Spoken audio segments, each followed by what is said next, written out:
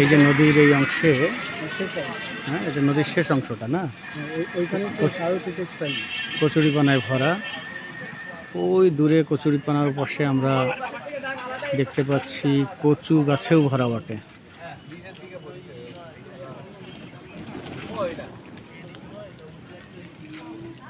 আর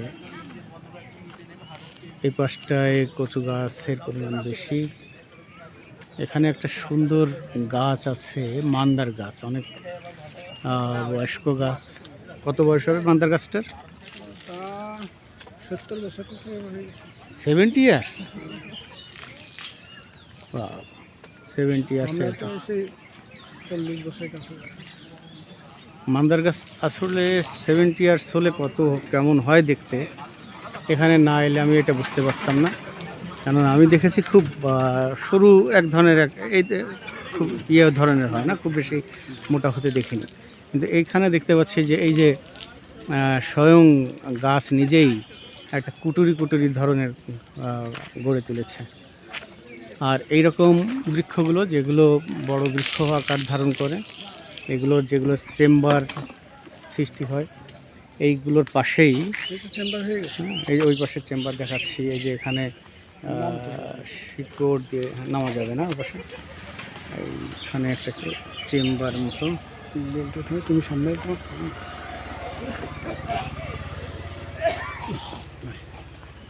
এই যে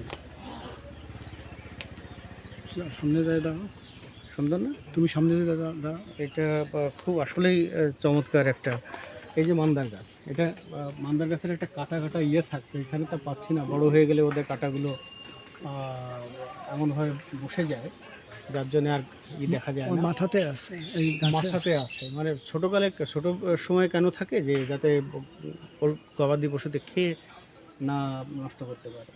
এই গাছগুলোর এই যে সৌন্দর্যটা, এই যে চেম্বার তৈরি হওয়া, এটাকে ভিত্তি করেই সনাতন ধর্মের লোকজন এখানে বিভিন্ন ধরনের দেবদেবীর বেদি বসিয়ে সেখানে পূজা করে।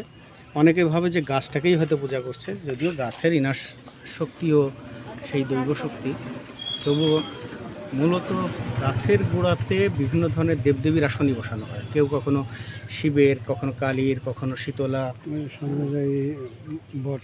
এখানে একটা বট পাকড় দেখা যাচ্ছে। ওপাশে আমরা দেখলাম যে কোন দেবতার বোধহয় একটা বেদি বসানো হয়েছে। আমাদের একটা ছেলে ছিল, মারা গেছে, মারা যাওয়ার পর এখন আবার এই যে সিদ্ধান্ত এই যে এটা বেদি না, ওই বেদিটা